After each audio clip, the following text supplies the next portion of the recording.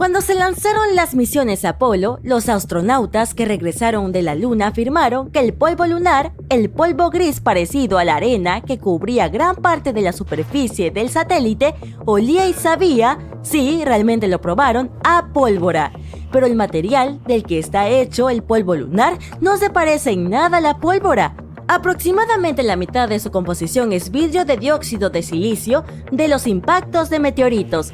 Golpean la superficie de la Luna a velocidades increíbles. ¡Wow! La alta temperatura hace que la capa superior del suelo se funda en vidrio y el impacto la rompe justo después, creando el polvo gris y pegajoso. El resto de los ingredientes del polvo lunar son minerales como el hierro, el calcio y el magnesio, mientras que la pólvora se compone principalmente de salitre, carbón y azufre. En otras palabras, el polvo lunar no debería oler a pólvora, pero lo hace. Además, cuando los astronautas trajeron muestras a la Tierra, no le quedó ningún olor. Una explicación podría ser que la Luna es similar en cierto modo a los desiertos de arena de la Tierra, como el Sahara. El ambiente es extremadamente seco y árido. Cuando hueles el aire en un desierto, no hueles nada. Pero si te atrapa la lluvia allí, la humedad levantará todo tipo de aromas del suelo que antes estaban atrapados en la arena seca. Con el polvo lunar podría ser similar. Mientras está en la superficie de la Luna, no huele en absoluto, aunque no es que los astronautas puedan olerlo usando sus trajes espaciales. Pero cuando se introdujo en el módulo de aterrizaje, el polvo entró en contacto con la humedad del aire y comenzó a emitir su extraño aroma. Otra razón para esto podría ser una reacción del polvo lunar al viento solar.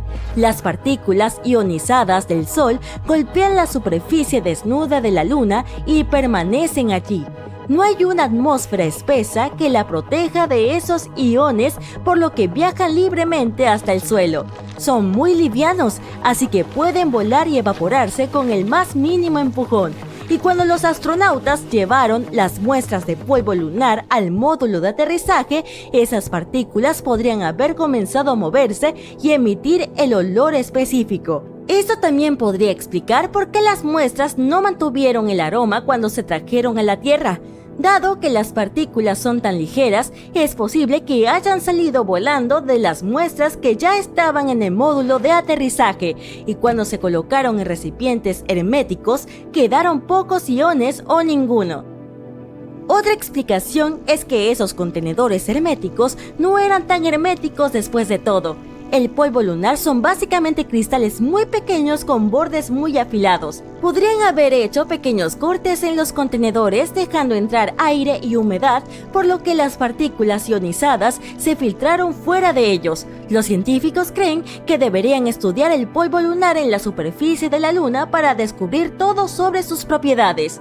Hay cientos de miles de cráteres en la superficie lunar creados por la caída de asteroides, pero uno de ellos llamó mucho la atención. Resultó ser no solo un cráter de impacto, sino un tubo que se parecía más a la entrada de un sistema de cuevas. Los científicos encontraron un patrón de eco específico que sugería que había una área hueca debajo. Descubrieron más patrones de eco en un par de lugares cerca del agujero, por lo que podría haber más tubos lunares allí, pero podrías colocar un campo de fútbol completo en este gran tubo en particular.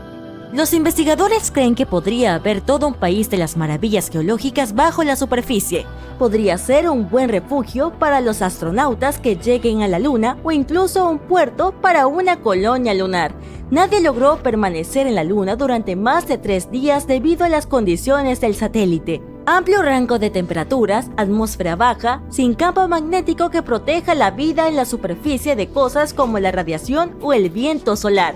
Los astronautas usan trajes espaciales y no pueden protegerlos durante largos periodos de tiempo, pero un tubo de lava sí podría. Cuando un flujo de lava se enfría, adquiere una costra dura que luego se espesa y crea un techo sobre esa misma lava que continúa fluyendo. Pero cuando se detiene, el canal puede drenar y así aparece un tubo vacío. Nuestro planeta también tiene tubos de lava, pero no son tan grandes como el que se encuentra en la Luna. En 1178, yo no estaba por aquí ese entonces. Al menos 5 personas en Inglaterra afirmaron haber visto la luna dividirse en dos en su punta superior. Tenía la forma de una media luna en el momento del evento.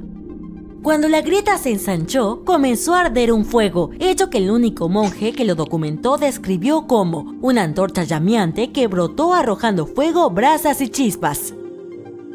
Luego la luna comenzó a moverse y a pulsar, pero pronto se detuvo y se volvió de un tono ligeramente más oscuro. Sin embargo, el evento no recibió mucha atención por parte de los científicos hasta la segunda mitad del siglo XX. Los investigadores estudiaron la crónica y descubrieron que había un enorme cráter de 22 kilómetros de ancho en la superficie de la luna en el lugar descrito en el libro. Solo un asteroide muy grande podría haber dejado tal cicatriz en la cara del satélite. Y cuando lo investigaron más de cerca, descubrieron que era bastante reciente según los estándares astronómicos. De hecho, realmente podría haber aparecido hace unos 800 años. Pero en ese caso, millones de fragmentos del asteroide y de la luna también habrían golpeado la Tierra, y la gente habría visto una increíble lluvia de meteoritos. Habría sido muy brillante y definitivamente habría sido mencionado en los archivos, pero eso no sucedió. Además, muchos científicos argumentan que el cráter no es tan joven como podría parecer. La teoría más popular y justificada es que tiene entre 1 y 10 millones de años. Si hubiera aparecido hace 800 años, partes de la superficie de la luna dentro y alrededor del cráter aún habrían estado tibias por el impacto. La explicación más probable de lo que realmente sucedió en 1178 es que los observadores tuvieron mucha suerte al ver caer un asteroide hacia la Tierra y arder en la atmósfera de nuestro planeta. El espectáculo habría sido increíble y visto desde un ángulo adecuado, el estallido del asteroide realmente podría haber parecido como si fuera una explosión de la Luna. Eso explicaría por qué hubo tan pocos testigos del fenómeno. El lugar adecuado para ver el espectáculo como ellos lo hicieron fue de solo un par de kilómetros de ancho. En cuanto a los eventos reales en la Luna, el agua y el oxígeno se descubrieron inesperadamente en ella no hace mucho tiempo. Es posible que los asteroides hayan traído agua al satélite al golpear su superficie. Muchos de ellos llevan moléculas de H2O y estas quedan en la Luna en pequeñas cantidades después del impacto. Sin embargo, hay muy poca agua allí. En comparación, incluso, el desierto del Sahara tiene más agua que toda la Luna. El oxígeno también está presente, pero como moléculas separadas flotando, por lo que aún no puedes respirar en la Luna. El viento solar las llevó allí. Las ondas de energía del Sol viajan a velocidades extremadamente altas a través del espacio. Extraen oxígeno de las partes superiores de nuestra atmósfera y lo llevan más lejos. Finalmente, la Luna, un hermoso satélite natural con unas misteriosas manchas oscuras. Siempre vemos un solo lado, así que estamos acostumbrados a esta imagen. Es difícil imaginar la Luna luciendo de otra manera, pero antes era diferente. Era tan diferente. Imagínate esto, un enorme satélite incandescente en el cielo que está provocando tsunamis constantes. Sugiero que vayamos muy lejos en el pasado para ver cómo era la Luna hace muchos años. La Luna se formó hace unos 4.500 millones de años. En ese momento, nuestro planeta verde-azul todavía era un pedazo de roca increíblemente inestable y al rojo vivo que estaba en el espacio. La Luna aún no existía y el día duraba 6 horas, lo que significaba que había solo 3 horas de luz. Los volcanes entraban en erupción por todas partes, liberando gases venenosos, y un montón de meteoritos se estrellaban constantemente contra el planeta. Al mismo tiempo, hace 4.500 millones de años, ocurrió el Big Splash, o como lo llaman los científicos, la hipótesis del gran impacto. Esta teoría afirma que un objeto del tamaño de Marte se estrelló contra la Tierra, y Marte es aproximadamente 2 veces más pequeño que nuestro planeta, por lo que el golpe no fue tan catastrófico, pero sí bastante grave. Este poderoso impacto arrancó parte de las capas exteriores de ese objeto y de la Tierra. El núcleo mismo de este cuerpo espacial se fusionó con el núcleo denso de la Tierra, y una gran cantidad de fragmentos volaron al espacio exterior. Entonces, este fue el comienzo de nuestra Luna, o dicho de manera científica, El proceso de diferenciación ha comenzado. Se trata de un proceso por el que pasan todos los cuerpos planetarios al comienzo de su vida. Dado que el impacto generó una gran temperatura, ese calor se llevó la mayoría de los gases y líquidos de los pedazos de la Tierra. Solo quedó una superficie de roca relativamente seca. Así que sí, hay agua y gases en la Luna, pero en cantidades muy pequeñas. La gravedad de nuestro planeta fue lo suficientemente fuerte como para hacer que todos estos fragmentos de roca caliente permanecieran en su órbita. Y poco a poco empezaron a unirse. Los productos químicos que contenían se distribuyeron en capas. El hierro, que era más pesado, se hundió en el interior, y los elementos más ligeros formaron la superficie. En poco tiempo, 100 años o menos, el anillo de vapor, polvo y roca fundida se fusionó. Los cúmulos más grandes fueron atrayendo más y más partículas a causa de una mayor gravedad, y así se fue formando la Luna. Parecía una bola al rojo vivo. Lamentablemente, su núcleo resultó ser muy pequeño, no tenía suficiente hierro y otros elementos pesados para convertirse en un planeta. Las rocas más antiguas de la Luna probablemente se formaron en el océano de magma. Y cuando la Luna se fue enfriando, resultó ser una bola blanca, limpia y perfectamente uniforme. Pero aún era muy diferente de lo que conocemos ahora. Para empezar, inmediatamente después de su nacimiento, el satélite se encontraba a una distancia de solo 21.700 kilómetros de la Tierra, 15 veces más cerca de lo que está ahora, que es alrededor de 383.000 kilómetros. Da miedo imaginar lo grande y brillante que se veía la Luna en el cielo en ese momento. La vista debe haber sido a la vez hermosa y aterradora, y por supuesto esa proximidad provocó olas increíblemente grandes en la Tierra. El planeta experimentó muchos tsunamis. Además, la Luna giraba muy rápido y no estaba bloqueada hacia la Tierra con un solo lado. Pero, en general, la Tierra y la Luna tuvieron un impacto positivo entre sí.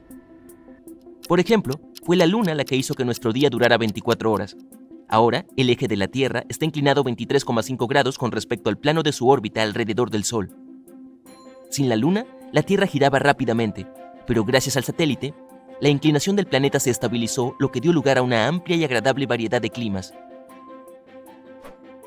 Para ser justos, la gravedad de nuestro planeta también ayudó a la Luna. Gracias a ella, el satélite empezó a rotar cada vez más lento, mientras poco a poco se iba alejando de nuestro planeta. Al mismo tiempo, la Luna realizó un bloqueo de mareas con la Tierra. Esto significa que su periodo de rotación coincide con su periodo orbital. O en otras palabras, la Luna se mueve alrededor de sí misma tan rápido como se mueve alrededor de la Tierra. Es por eso que siempre nos mira con la misma cara. Cuando la Luna se alejó, las mareas de la Tierra se calmaron. Entonces el agua comenzó a fluir hacia los rincones más remotos del planeta. Y fue entonces cuando apareció la vida. Pero volvamos a la evolución de la Luna. ¿Qué sucedía en su superficie después de su formación? Las siguientes etapas del desarrollo fueron la niñez y la adolescencia, y como suele suceder a esta edad, este periodo fue caótico. No es de extrañar. Hace unos 4.000 millones de años el sistema solar se estaba volviendo loco. Durante los primeros 600 millones de años de existencia de la Luna, grandes asteroides y cometas chocaron constantemente con ella. Entonces estaban molestando no solo a nuestra Tierra, sino también a su satélite. Estos impactos fueron los más poderosos en la historia de la Luna. Dejaron muchos cráteres grandes que luego se llenaron de roca oscura. Entonces la Tierra no fue suficiente para ti, ¿no es así, espacio? Una vez más, un planeta enano se estrelló contra la Luna. Tenía aproximadamente el tamaño de Ceres, el objeto más grande del cinturón de asteroides que hay entre Marte y Júpiter. Esta explosión formó la cuenca SPA y también cambió para siempre la apariencia de la Luna. ¿Puedes ver esa mancha oscura en el otro lado? Justo ahí, en el extremo sur. Este lugar es la cuenca del Polo Sur Aitken. Su diámetro es de unos 2.500 kilómetros. Y sí, se formó por el impacto que he mencionado hace unos 4.300 millones de años. Este planeta enano trajo consigo un montón de compuestos químicos complejos y extraños que los científicos ahora están encontrando en toda la superficie lejana de la Luna.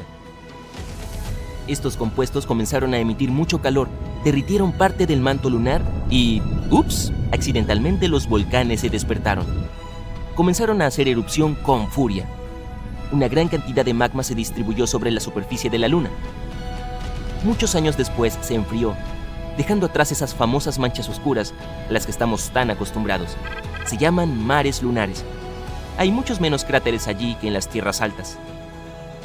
Pero durante los últimos 1.000 millones de años, nuestro satélite ha estado geológicamente inactivo, excepto por colisiones ocasionales con meteoritos. En general, su apariencia cambió para siempre como resultado de estos sucesos. Y maltratada y cansada, la Luna entró en la edad adulta, pero ni siquiera entonces pudo obtener paz. Un grupo de meteoritos decidió molestarla otra vez. Honestamente, no fue tan malo. Hubo muchas colisiones, pero fueron bastante pequeñas.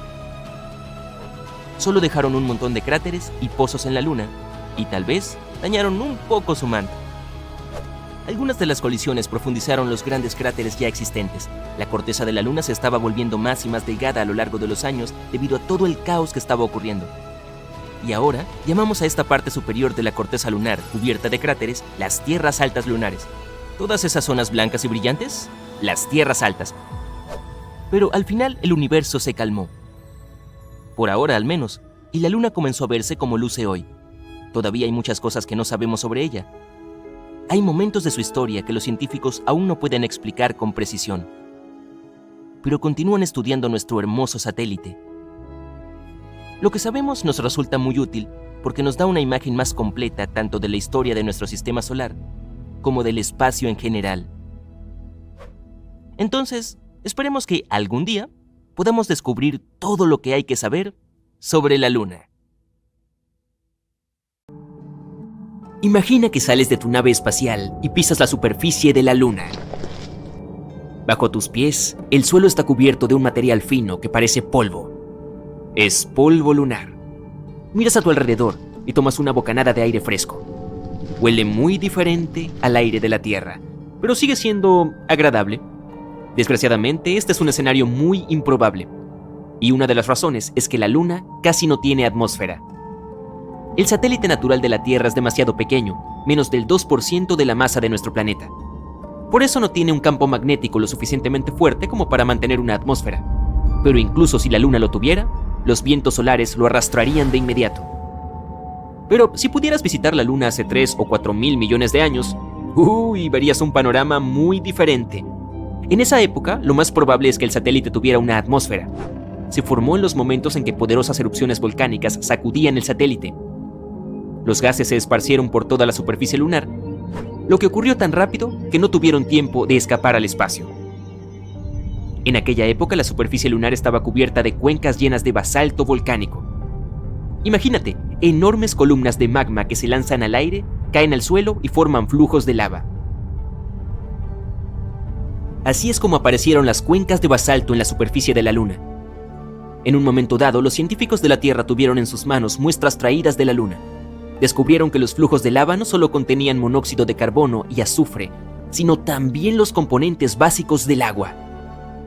Gracias a estas muestras, los investigadores lograron calcular la cantidad de gas que se elevó y formó la atmósfera. La más densa se formó hace unos 3.500 millones de años y existió durante unos 70 millones de años. Luego de eso, la atmósfera se perdió en el espacio. Pero lo más interesante, cuando la Luna tenía atmósfera, el satélite estaba entre 3 y 10 veces más cerca de nuestro planeta. Una simulación por computadora sugiere incluso que la Luna estaba probablemente hasta 19 veces más cerca que ahora. La distancia entre ella y nuestro planeta podría ser de 30.000 kilómetros, mientras que hoy en día está a unos 390.000 kilómetros. Por eso la Luna se veía mucho, mucho más grande en el cielo. Por desgracia, en ese momento ni siquiera los dinos estaban cerca para admirar la vista. Y tampoco yo. Al mismo tiempo, estudios más recientes han confirmado que nuestra Luna tiene realmente una atmósfera. Está compuesta en su mayor parte por hidrógeno, neón y argón, y contiene algunos gases poco habituales, como el potasio o el sodio. No se encuentran en las atmósferas de Marte, Venus o la Tierra, por ejemplo. Tristemente, una atmósfera así no es adecuada para nosotros, criaturas dependientes del oxígeno. Pero ¿adivina qué? Hay mucho oxígeno en la Luna. Lo sé, debe sonar confuso. Pero la cosa es que este oxígeno no está en su forma gaseosa más común. No, está atrapado en la capa de roca y polvo que cubre la superficie del satélite. Esta capa se llama regolito y contiene hasta un 45% de oxígeno. ¿Esto significa que si la gente aprendiera a extraer este oxígeno, podríamos vivir en la Luna? Oye, no tan rápido. El oxígeno de esas rocas está muy unido a los minerales. Y para romper estos componentes necesitaríamos toneladas de energía y equipos especiales. Pero si se consiguiera iniciar este proceso, el satélite aportaría bastante oxígeno. Ahora, existe la teoría de que la Luna podría haberse formado durante una colisión entre la Tierra y otro planeta. Este planeta debió ser más pequeño, del tamaño de Marte. Probablemente ocurrió hace unos 4.500 millones de años. Otra teoría afirma que la Luna fue un asteroide o algún otro cuerpo extraño. Se formó en algún otro lugar del sistema solar. Al pasar por la Tierra, quedó atrapado por la gravedad de nuestro planeta. Otros expertos creen que en algún momento del pasado, la Tierra giraba tan rápido que parte de su material se desprendió. Pronto empezó a orbitar nuestro planeta y así fue como apareció la Luna en el cielo. Y la teoría menos emocionante afirma que el satélite natural de la Tierra pudo simplemente aparecer junto a ella durante la formación de nuestro planeta. Actualmente, la Luna es el quinto satélite natural más grande del sistema solar. También es uno de los más densos, solo superado por el satélite de Júpiter, Io. Lo más probable es que la Luna tenga un núcleo minúsculo, que no supera el 2% de la masa del satélite. De unos 676 kilómetros de ancho, está formado principalmente por hierro y azufre. La superficie de la Luna es oscura, a pesar de que el satélite natural de la Tierra es el objeto más brillante del cielo nocturno. En realidad, su reflectancia es solo un poco mayor que la del asfalto. Es posible que hayas oído que la Luna, junto con el Sol, provoca mareas en los océanos y mares de la Tierra. La atracción gravitatoria del satélite crea algo llamado fuerza de marea. Esto hace que el agua se abulte en los lados más cercanos a la Luna y más alejados del satélite. Estas protuberancias son lo que conocemos como mareas altas. Pero lo que no mucha gente sabe es que la Luna también hace que las rocas suban y bajen. Igual que hace con el agua. Por supuesto, este efecto no parece tan dramático como las mareas oceánicas, pero sigue siendo perceptible. La superficie sólida de la Tierra se desplaza unos 2 centímetros con cada marea. Y la Luna no solo provoca mareas en nuestro planeta, sino que también ralentiza su rotación. Este fenómeno se conoce como aceleración de marea. Aumenta la duración de un día en la Tierra en algo más de 2 milisegundos por cada 100 años. La Luna también se aleja de la Tierra, a la misma velocidad a la que crecen tus uñas. Es decir, unos 4 centímetros por año. Deberías cortártelas. Si un día se aleja flotando hacia el espacio, nuestro planeta tendrá que vivir tiempos difíciles. Sin la atracción estabilizadora de la gravedad de la Luna, la inclinación de la Tierra empezaría a cambiar salvajemente. Desde ninguna inclinación, lo que significa que no habría estaciones, hasta una gran inclinación, que daría lugar a un clima extremo. Como la Luna no tiene atmósfera, nada la protege de las temperaturas extremas. En la cara nocturna hace un frío increíble, menos 234 grados Celsius. Mientras tanto, en el lado soleado está literalmente hirviendo, con una temperatura de 121 grados Celsius. Otra cosa de la cual la Luna no puede protegerse sin atmósfera son los meteoritos. Por eso, la superficie del satélite está llena de cráteres. En comparación, en nuestro planeta hay unos 190 cráteres de impacto identificados. Muchos de ellos están ocultos por la vegetación o cubiertos de agua. Pero si hablamos de la Luna, el número es mucho mayor, varios millones. Y alrededor de 5.000 de ellos tienen más de 20 kilómetros de diámetro. La Luna es menos activa sísmicamente que la Tierra, por eso estos cráteres y otras formaciones antiguas se mantienen en perfecto estado durante siglos. Pero aunque la superficie de la Luna está casi inactiva, el satélite natural de la Tierra sigue experimentando terremotos lunares. Comienzan a varios kilómetros por debajo de la superficie. Una teoría sugiere que pueden producirse porque la Luna se está encogiendo a medida que su interior se enfría. Los científicos afirman que la Luna se ha vuelto unos 45 metros más delgada de lo que era hace varios cientos de millones de años. Y entonces, ¿cómo funciona? Imagina una uva que se convierte en una pasa. Se arruga mientras se encoge. Lo mismo le ocurre a la Luna. Se encoge y se arruga. Pero a diferencia de la uva, la Luna no tiene una piel flexible. Su superficie es dura y frágil. Así que a medida que ésta se hace más pequeña, la corteza se agrieta y se rompe. Sus secciones son empujadas sobre las partes vecinas. Los investigadores están casi seguros de que esas fallas siguen activas y son probablemente las responsables de los temblores que sacuden la Luna. Algunos de estos sismos son bastante fuertes, hasta 5 en la escala de Richter. Cuando miras a la Luna, siempre ves el mismo lado del satélite natural de la Tierra. Al igual que nuestro planeta, la Luna gira alrededor de su eje, pero esta rotación dura unos 27 días. Es el mismo tiempo que necesita para orbitar la Tierra. Este fenómeno se llama acoplamiento de marea. Antes de comenzar la exploración espacial, la gente nunca había visto la otra cara de la Luna. No sabían cómo era.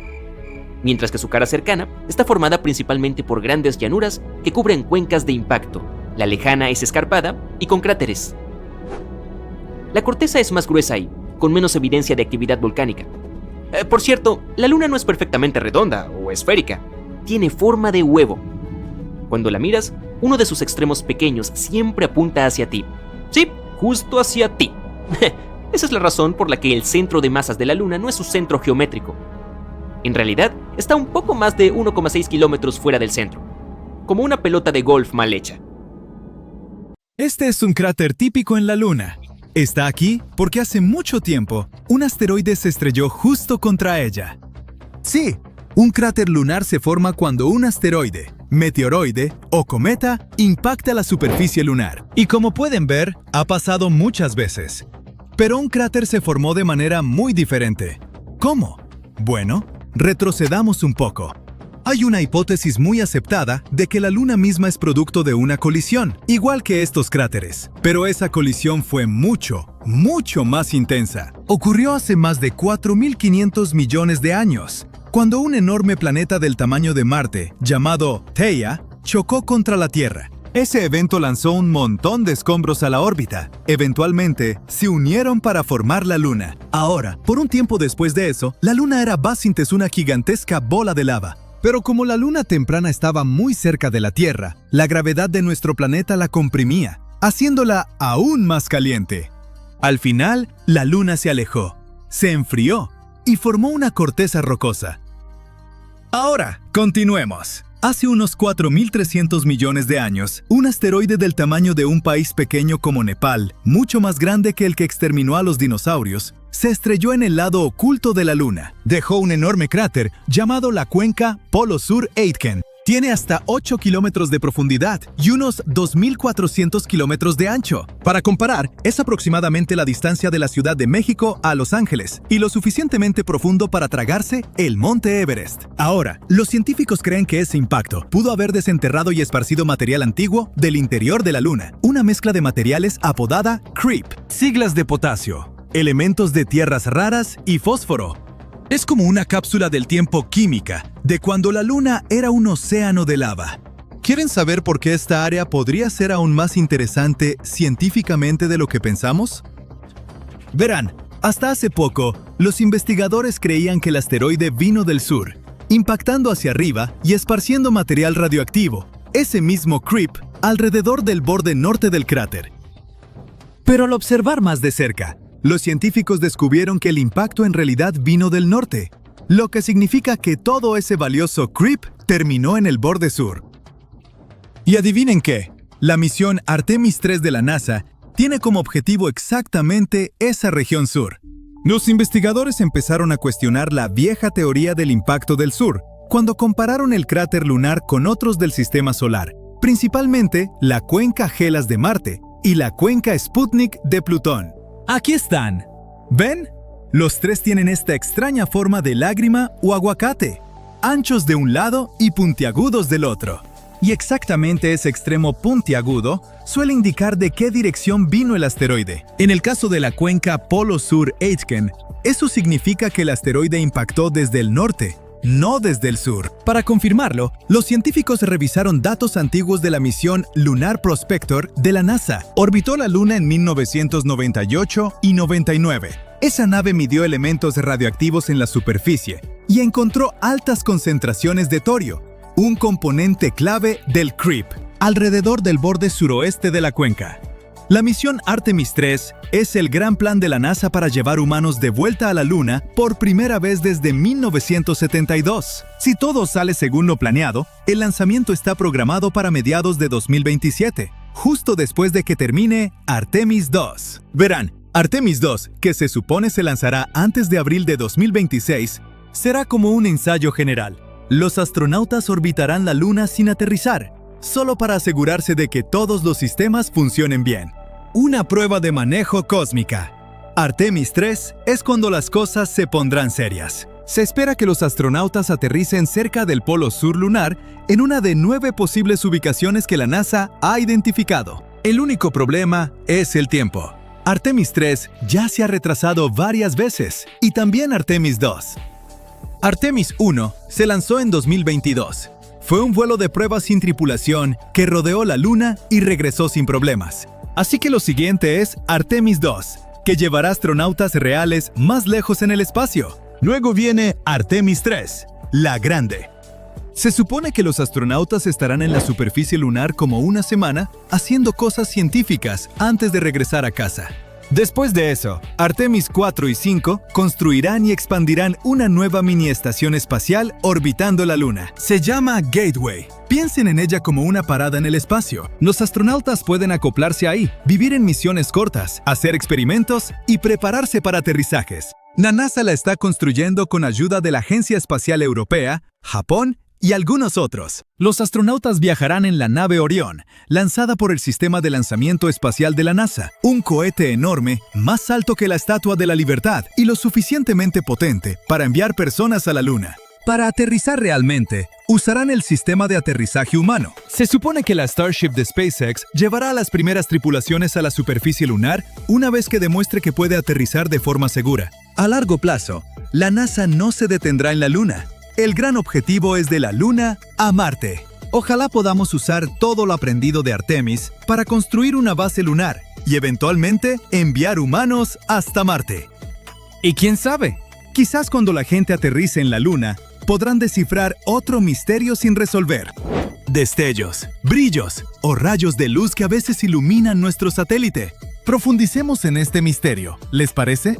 La noche del 19 de abril de 1787, el astrónomo William Herschel vio algo extraño. Una luz brillante resplandeciendo en la parte oscura de la luna nueva. Brilló por horas y era casi tan brillante como la nebulosa de Orión. Lo que vio probablemente fue lo que los científicos ahora llaman un fenómeno lunar transitorio, o FLT. Básicamente, pequeños destellos rápidos o cambios de color en la superficie lunar. Los FLT pueden verse como manchas brillantes, puntos rojizos o morados, o incluso nubes borrosas que aparecen y se desvanecen de repente.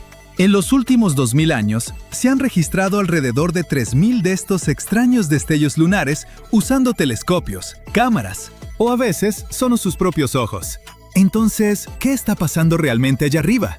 Bueno, no hay una sola respuesta. Muchas cosas diferentes pueden causar los FLT, desde impactos de meteoros hasta liberación de gases o incluso actividad eléctrica. La duración del destello, que puede ir desde una fracción de segundo hasta varias horas, da a los científicos pistas sobre qué hay detrás de cada misterioso espectáculo lunar. Los destellos súper cortos, de menos de un minuto, probablemente son causados por pequeñas rocas espaciales estrellándose contra la Luna. Incluso un meteoroide del peso de una bola de billar puede golpear la superficie lunar con suficiente fuerza para hacerla brillar por una fracción de segundo. El calor del impacto hace que las rocas brillen y luego se desvanezcan rápidamente al enfriarse. Por mucho tiempo, los científicos sospechaban que estos destellos rápidos eran causados por impactos de meteoros, pero no pudieron probarlo hasta los 90, cuando las cámaras de alta velocidad se volvieron comunes en la investigación lunar. Aún así, no fue fácil confirmarlo. Los destellos cortos podían ser solo fallas de cámara o ruido eléctrico. La única forma de estar seguros era captar el mismo destello desde 2 o más lugares a la vez.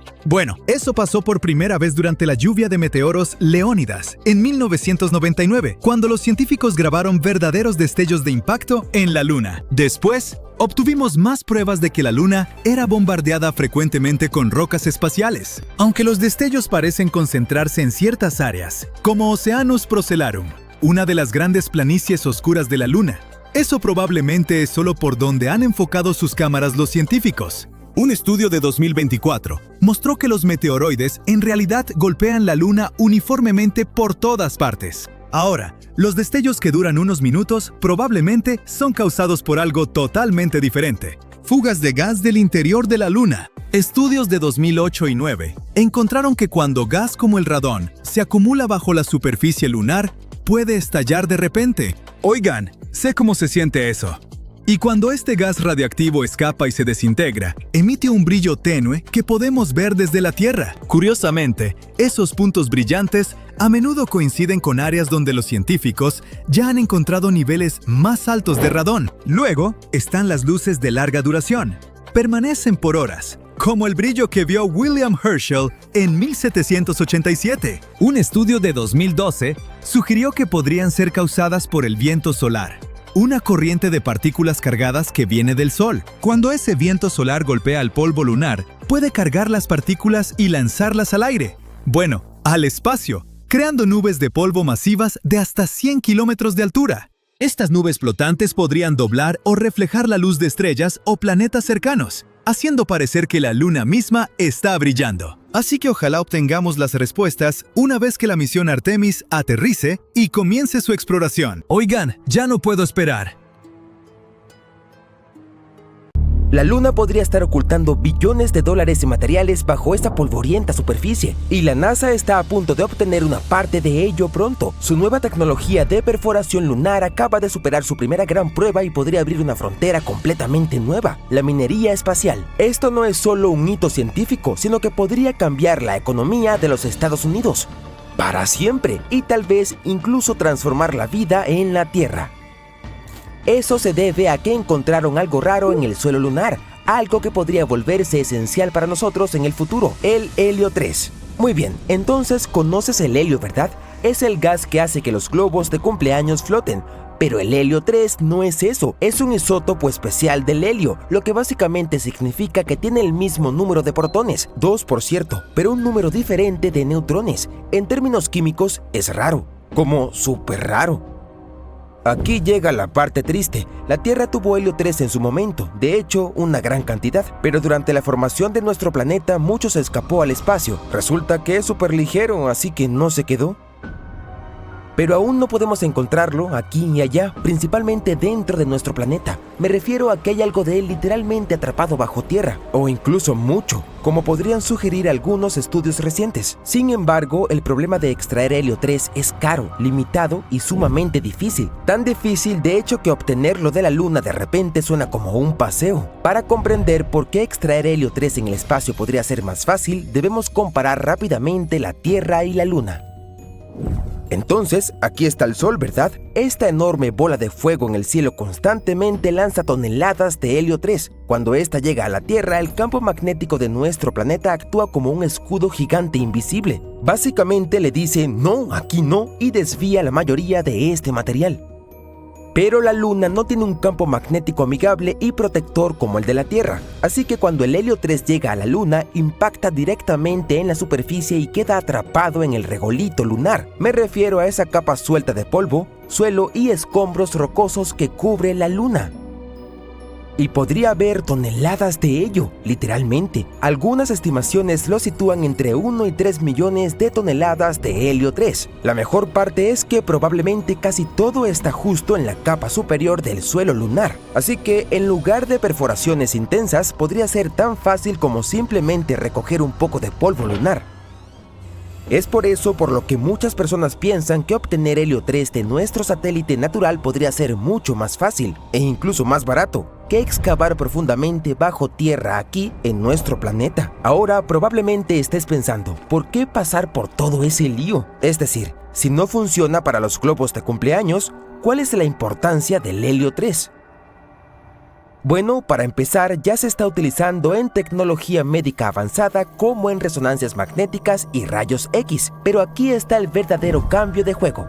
El helio 3 podría realmente acabar con nuestra dependencia de los combustibles fósiles definitivamente. Este raro isótopo podría usarse en reactores de fusión nuclear avanzada aquí en la Tierra. En otras palabras, podría proporcionarnos energía nuclear, la cual no solo es súper eficiente, sino también mucho más segura. Verás, la mayoría de las plantas de energía nuclear actuales funcionan mediante un proceso llamado fisión. Utilizan uranio 235 y cuando esos átomos se dividen obtienes una gran cantidad de energía, pero también obtienes otra cosa, residuos radioactivos, y sí, son tan peligrosos como suenan. Pero el helio 3 es diferente. Podría alimentar los reactores del futuro mediante un proceso llamado fusión. Si mezclas helio 3 con un tipo de hidrógeno llamado deuterio, aún obtienes mucha energía, pero sin el residuo peligroso. También podría ser rentable. Digamos que la bodega de carga de un transportador espacial podría llevar unas 25 toneladas de helio 3. Eso sería suficiente para abastecer de energía a todo Estados Unidos durante un año. Además, los científicos creen que hay suficiente de este elemento en la Luna para abastecer a todo el mundo por 10.000 años. Estas son solo estimaciones por ahora, pero el potencial futuro es tan emocionante que la demanda del helio 3 ya está disparándose, y lo mismo ocurre con su valor. En 2024, algunos expertos dijeron que el mercado de helio 3 valía alrededor de $670 millones. Este año se espera que alcance aproximadamente 730 millones, y dentro de 10 años, los expertos creen que podría llegar a casi 1,6 mil millones de dólares. Perdón por todos los números, solo quería mostrarte por qué es importante la minería en la Luna. En realidad, podría salvarnos de una futura crisis energética al proporcionarnos energía nuclear limpia casi infinita. Todo suena genial hasta ahora, pero hay un gran desafío. Extraer helio 3 en la Luna es una cosa, pero traerlo de vuelta a la Tierra es una historia completamente diferente. Así que veamos una posible solución. Primero, robots o máquinas especializadas perforarían el suelo lunar o simplemente recogerían polvo lunar para recolectar el helio 3. Luego se empaquetaría en contenedores y se lanzaría desde la Luna rumbo a la Tierra. Cuando los contenedores se acercaran a la Tierra, una nave llamada Transportador Espacial Rápido los recogería en órbita. Piensa en ella como un camión espacial reutilizable, con motores que incluso pueden usar aire para propulsarse. Finalmente, la nave aterrizaría en un aeropuerto aquí en la Tierra. Desde allí, el helio 3 se dirigiría directamente a las plantas de energía, proporcionándonos energía limpia, segura y casi ilimitada. ¿Ves lo desafiante que suena, verdad? Por supuesto, los especialistas aún están determinando las mejores formas de transportarlo. Pero una cosa es cierta, estamos cada vez más cerca de construir una base minera completa en la Luna. La NASA probó recientemente una nueva tecnología de perforación llamada Trident, y tan pronto como tocó la superficie lunar, comenzó a trabajar de inmediato y funcionó de manera perfecta. Por ahora, su principal propósito es llevar el suelo a la superficie para que los científicos puedan estudiarlo. Quieren aprender más sobre la resistencia del regolito lunar y cómo reacciona al momento de ser perforado. Definitivamente es un emocionante avance hacia la minería extraterrestre. Pero no es solo helio 3, ¿sabes? Hay muchas otras cosas valiosas que se pueden extraer de la Luna. Por ejemplo, hay hielo de agua en la superficie y de eso podríamos extraer oxígeno e hidrógeno. Luego podrían encontrarse metales raros y costosos como el platino, el rodio o el iridio. Incluso podríamos extraer hierro, silicio y aluminio, lo cual sería perfecto para construir cosas directamente en órbita, como futuras estaciones espaciales u otras infraestructuras. Ahora que sabemos lo importante que podría ser la minería en la Luna, probablemente te estarás preguntando, ¿está permitido todo esto? Quiero decir, ¿quién posee realmente la Luna? La respuesta corta, nadie. Aunque la NASA está allá arriba haciendo investigaciones, eso no significa que los Estados Unidos sean dueños de la Luna. En 1967, algunas naciones firmaron el Tratado sobre el Espacio Exterior. Básicamente establece que nadie puede reclamar la propiedad sobre nuestro satélite natural, ni sobre ningún otro cuerpo celeste, ni un asteroide, ni un planeta, ni siquiera una roca aleatoria flotando por allí. Entonces, si un país quiere explorar la Luna, claro, puede hacerlo, pero no pueden plantar una bandera y decir, esto es nuestro ahora. Aquí es donde se complica. Las empresas. No hay mucho acuerdo sobre lo que las empresas privadas pueden y no pueden hacer allá afuera. Por ejemplo, una empresa privada establece una base en la Luna, aterriza en una nave espacial, construyen una pequeña estación e incluso inician excavaciones. La base en sí misma les pertenece, claro, pero el terreno en el que están, no. Hasta ese punto todos están de acuerdo. La parte complicada es que el tratado realmente no especifica qué sucede con los materiales que extraen. Nadie está completamente seguro si esos recursos le pertenecían y si los materiales no son técnicamente de la empresa. ¿Pueden siquiera venderlos? Es difícil de decir. Entonces, sí, lo siento, incluso si tuvieras el dinero para construir tu propia base lunar, probablemente no puedas simplemente recoger Helio 3 y traerlo de regreso como un recuerdo. Quiero decir, a menos que quieras arriesgarte a convertirte en la primera persona prohibida en la Luna.